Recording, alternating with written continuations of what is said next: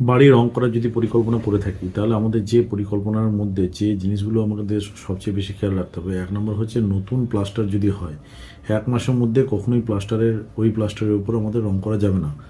কারণ প্লাস্টারের curing time হচ্ছে 21 থেকে 28 দিন, সেটা অতিক্রান্ত হওয়ার পরেই আমরা সেই প্লাস্টারের উপরে রঙের কাজ শুরু করতে পারবো। দ্বিতীয় নম্বর হচ্ছে যে কোনো দেওয়ালে রং করার আগে অবশ্যই আমাদেরকে সেই দেওয়ালের প্রকৃতি অনুযায়ী আমাদেরকে বিভিন্ন রকম প্রাইমার আছে, সেই প্রাইমার ব্যবহার করতে হবে।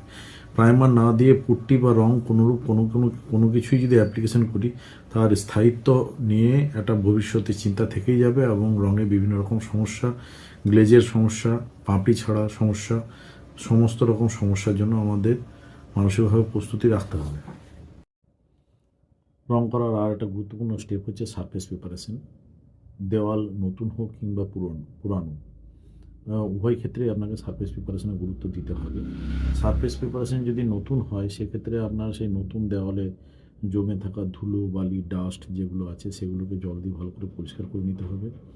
এবং যদি দেওয়াল পুরনো হয় তাহলে সেক্ষেত্রে আপনাকে পুরনো দেওয়ালে যদি মেশিন দিয়ে প্রেসার ওয়াশ দিয়ে ওয়াশ করানো যায় সবচেয়ে বেস্ট হয়। আর যদি প্রেসার ওয়াশার না থাকে তাহলে আপনার কাঁটা ওয়্যার ব্রাশ এবং গ্রাস ব্রাশ এগুলো দিয়ে পরিষ্কার করার পর আপনাকে জল দিয়ে একবার ধুয়ে নিয়ে আপনাকে সারফেস রেডি করে নিতে হবে। রং করার আগে আর একটা জিনিস যেটা সবসময় মাথায় রাখতে হবে সেটা হচ্ছে দেওয়ালে যদি কোনো ক্র্যাক থাকে তাহলে সেগুলোকে ক্র্যাক সিল দিয়ে আপনাকে ফিল করে নিতে হবে।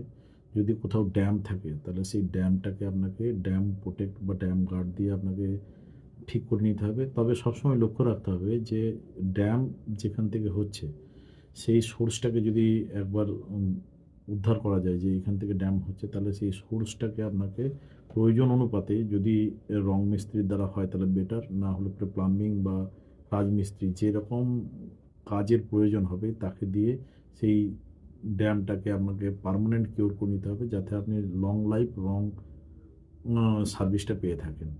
এবং সব শেষে হচ্ছে আপনার প্রাইমার সিলেকশন।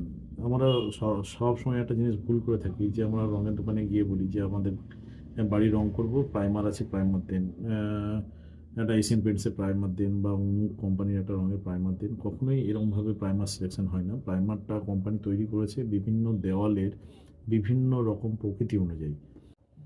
আপনার দেওয়ালের প্রকৃতি কী রকম সেটা নির্ভর করে আপনার দেওয়ালের ধরন দেখে, তার অবস্থান দেখে, সে কোন জায়গায় আপনার বাড়িটা, সেখানে আবহাওয়া কেমন।